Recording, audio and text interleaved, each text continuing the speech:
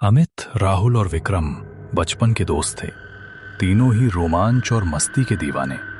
शहर की भाग दौड़ से तंग आकर उन्होंने तय किया कि इस बार वीकेंड पर वे देवकुंड नाम के एक शांत और खूबसूरत हिल स्टेशन की रोड ट्रिप पर जाएंगे। देवकुंड अपनी प्राकृतिक सुंदरता के लिए मशहूर था, लेकिन यह भी सच था कि उस तक पहुंचने का रास्ता बहुत ही एकांत और खतरनाक जंगल से होकर गुजरता था, जिसके बारे में कई डरावनी कहानियां प्रचलित थीं। शुक्रवार की रात करीब 10 बजे तीनों ने अपनी पुरानी लेकिन भरोसेमंद एसयूवी द रॉक में सफर शुरू किया। अमित ड्राइव कर रहा था, राहुल बगल में बैठा संगीत की प्लेलिस्ट संभाल रहा था और विक्रम पीछे आराम से सो रहा था। शुरू में सब ठीक था। तेज संगीत, बेतकल्लुफ हंसी मजाक और गर्मा गर्म चाय के कप। जैसे ही वे शहर की सीमा से बाहर निकले, सड़क संकरी होने लगी और चारों ओर घने जंगल का सन्नाटा पसर गया। राहुल ने संगीत बंद करके कहा, यार अब थोड़ा डर लग रहा है। ये रास्ता कितना डरावना है। सुना है इस जंगल में रात को अजीबोगरीब आवाजें आती हैं। अरे ये सब बकवास है, अमित ने हंसते हुए कहा। भूत प्रेत कुछ नहीं होते, बस मजा लो।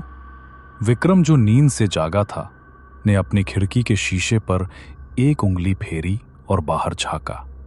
लेकिन यार, यहां पेड़ भी कितने बड़े और टेढ़े मेढ़े हैं। ऐसा लग रहा है जैसे कोई हमें घूर रहा हो। रात के करीब 1 बजे का समय था।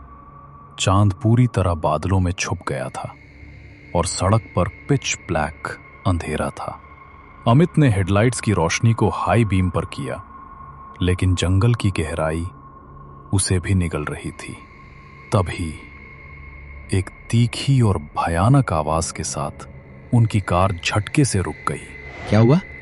राहुल घबरा गया। अमित ने स्टीयरिंग व्हील पर माथा टेकते हुए कहा, पता नहीं, इंजन बंद हो गया। मुझे लगता है कुछ गंभीर गड़बड़ है। तीनों दोस्त कार से बाहर निकले। अंधेरा इतना घना था कि उन्हें एक दूसरे को देखने के लिए फोन की फ्लैशलाइट का सहारा लेना पड़ा। आसपास सिर्फ पेड़ों की टेढ़ी मेढ़ी छायाएं और झिंगुरों की कर्कश आवाजें थीं। दूर दूर तक कोई रोशनी या बस्ती का नामो निशान नहीं था। अमित ने बोनट खोला और इंजन में देखने की कोशिश की। लगता है कोई तार जल गया है। मेरे पास बेसिक टूल किट है, पर इस अंधेरे में कुछ समझ नहीं आ रहा। राहुल ने घबरा कर पूछा, अब क्या होगा? यहां तो मोबाइल नेटवर्क भी नहीं है। तभी विक्रम अचानक चिल्लाया, देखो। उन्होंने टॉर्च की रोशनी उस दिशा में की जहां विक्रम इशारा कर रहा था। सड़क से थोड़ा हटकर एक बहुत पुरानी और टूटी फूटी पत्थर की बावड़ी थी। ऐसा लग रहा था जैसे सदियों से उसका इस्तेमाल न हुआ हो। अमित ने कहा, शायद ये किसी पुराने गांव का हिस्सा होगा। कम से कम हम किसी खुली जगह पर तो नहीं है। जैसे जैसे समय बीत रहा था, जंगल का सन्नाटा और भी डरावना होता जा रहा था। उन्हें अब अजीबोगरीब और अस्पष्ट फुसफुसाहट सुनाई देने लगी थी।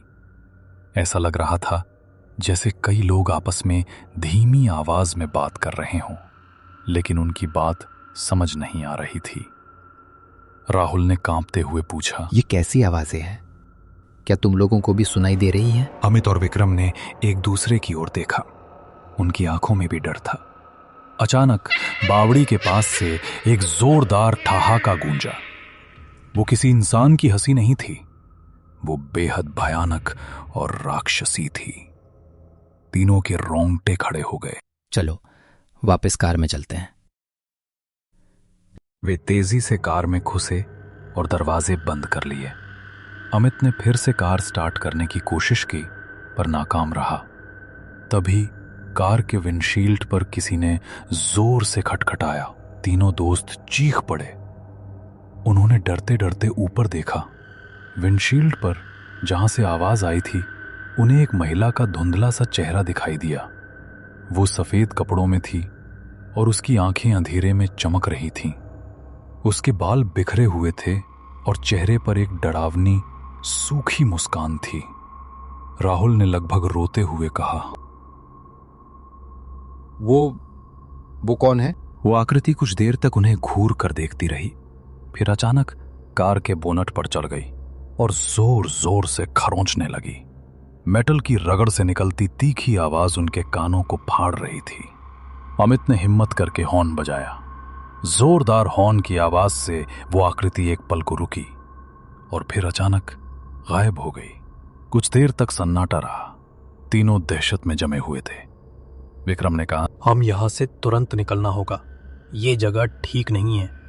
अमित ने फिर से कार स्टार्ट करने की कोशिश की। इस बार उसने चाबी को थोड़ा ज्यादा देर तक घुमाया। एक जोरदार कड़कड़ाहट के बाद कार का इंजन दोबारा स्टार्ट हो गया। अमित ने बिना एक पल की देरी किए एक्सेलरेटर दबाया। कार तेजी से आगे बढ़ी, लेकिन जैसे ही उन्होंने कुछ दूरी तय की, उन्होंने पीछे मुड़कर देखा। बावड़ी के पास से लेकर कार तक कई परछाइयां उनका पीछा कर रही थीं। वे हवा में तैर रही थीं और उनकी गति कार की गति से ज्यादा थी। अमित ने कार की स्पीड और बढ़ा दी। राहुल और विक्रम लगातार पीछे देख रहे थे। वो बहुत करीब आ रही हैं, राहुल चिल्लाया।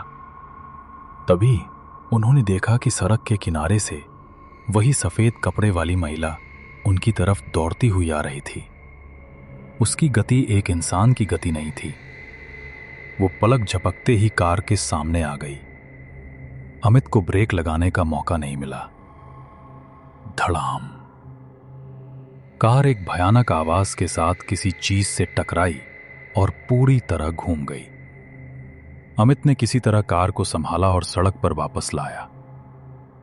सब कुछ थमने के बाद उन्होंने डरते डरते आगे देखा।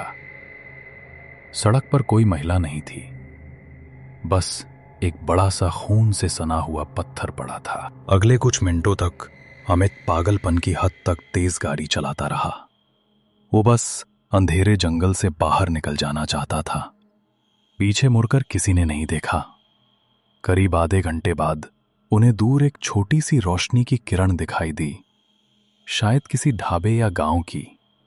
जैसे ही वे उस रोशनी के करीब पहुंचे, पहला सूरज की किरण घने पत्तों के बीच से जमीन पर पड़ी। सुबह का उजाला होते ही जंगल का भयावह रूप खत्म हो गया।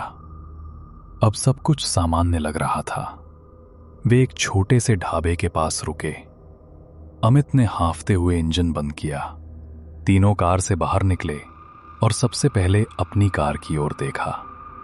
कार के बोनट पर गहरे नुकीले खरोंचों के निशान थे, ठीक वैसे ही जैसे किसी ने उसे नाखूनों से खरोंचा हो। लेकिन सबसे डरावनी चीज थी पीछे वाली खिड़की पर लगी बड़ी सी दरार और उसके बगल में सूखे खून के धब्बे। राहुल ने धीरे से कहा, वो पत्थर नहीं था। विक्रम ने सिर झुका लिया। तीनों जानते थे कि उस रात उन्होंने जिस चीज का सामना किया वो उनकी कल्पना नहीं थी। उन्होंने देवकुंड जाने का विचार त्याग दिया।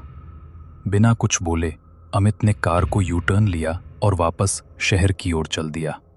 आज भी जब वे रात में गाड़ी चलाते हैं तो उन्हें उस रात की फुसफुसाहट और उस डरावनी हंसी की आवाजें सुनाई देती हैं और वे हमेशा पीछे मुड़कर देखते हैं, ये सुनिश्चित करने के लिए कि कहीं वो सफेद परछाई उनका पीछा तो नहीं कर रही।